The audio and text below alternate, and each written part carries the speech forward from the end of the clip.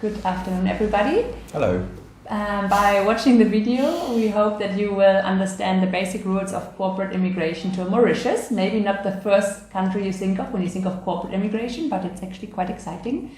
The video is a bit longer than you are used to from IBN, but we assure you that it's worth watching it. Andreas joined me today. He has guided many of our corporate clients through the immigration journey to Mauritius. So I will be asking him a few questions today, and I hope you will listen to the end.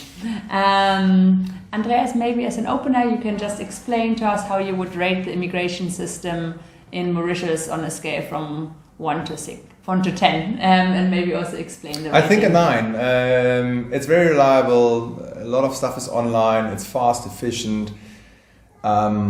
And it's predictable, which I think in the African context is really, really difficult. They publish the rules, you get information, you can consult properly, and you can have discussion with authorities.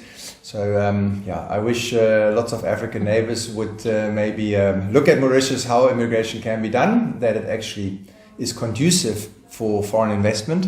I think Mauritius is the only country in Africa at the moment really using immigration to the advantage. So I rate it very high. Yeah, a 9 from Andreas is very high.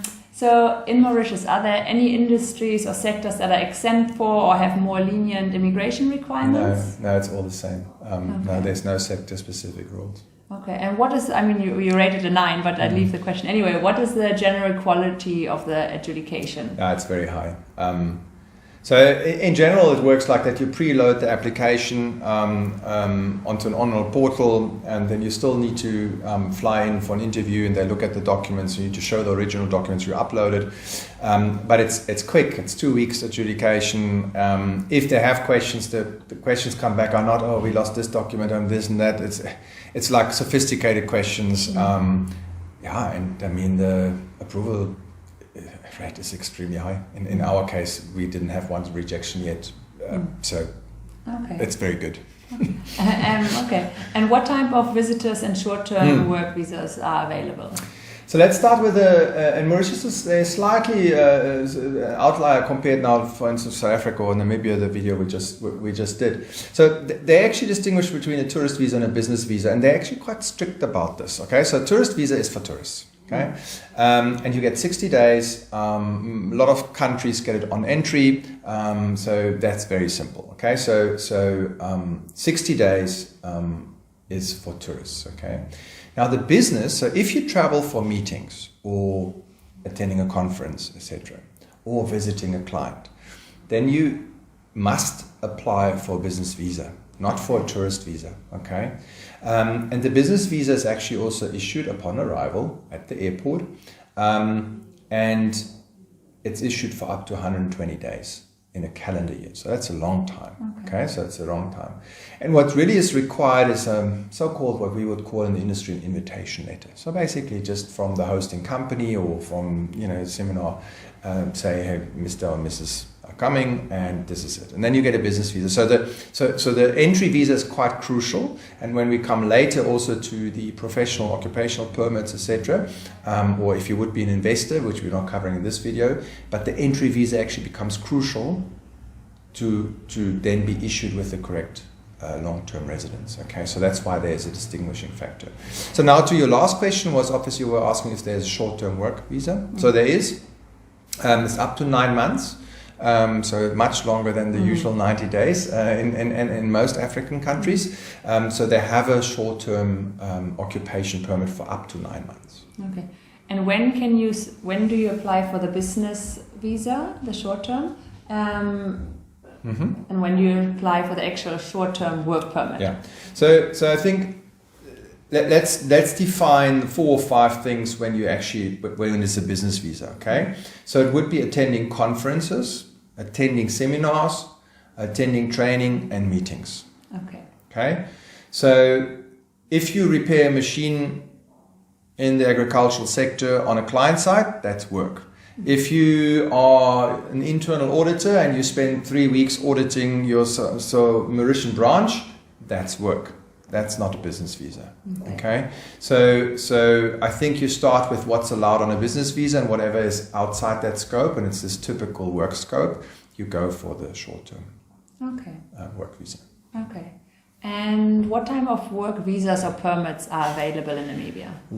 In Mauritius? In Mauritius, one, the professional. So Mauritius really looks at they have one big category which is called the occupation permit, and that has different categories. One is investor, one is for self-employed people, and one is for professional. So what we're talking in this video, which is corporate immigration, that's the subcategory we're looking at. So typical expat. Okay, so somebody is employed for a certain period of time in Mauritius. Okay, so that's the occupational permit in the professional category. That's their only work permit. Okay. And how long is the ideal lead time for each of those work, or for the one that we just spoke about? Oh, quick. Look, you need to prove a couple of documents, but there's nothing extraordinary in employment contracts and the relationship and all that. But the lead time maybe 4 weeks, 3 weeks. There's no advertising. There is a minimum salary requirement. That's important. But that's evident in the employment contract usually, or by another confirmation. So lead time is quick, 3-4 weeks, maybe 2. Okay. And is there an additional residence requirement, or does a work visa then also entail your residence? There's no specific residence requirement. As I said, you upload everything, you fly in, they do the thing, and then you get it issued there. So and that's then your residence. Yeah, and normally. They're issued for quite a long time. Okay. And what obligations does the employer have once the employment ends? They have to notify the authorities that the person is no longer working there. That's also in line with most African countries. Okay. And now maybe moving on to family. So what options are there in Mauritius, and what do your applicants usually apply for? So there is a dependent family. Dependents are basically defined as spouses and children, including stepchildren, and lawfully adopted children. Okay, and spouses maybe as well is important. Mauritius is actually including the common law spouses, so we will call it life partnerships. Okay. So they're included, but that's heterosexual. Not homosexual, so that would be also excluded. Okay, and then the children are actually, that's also an outlier in African terms.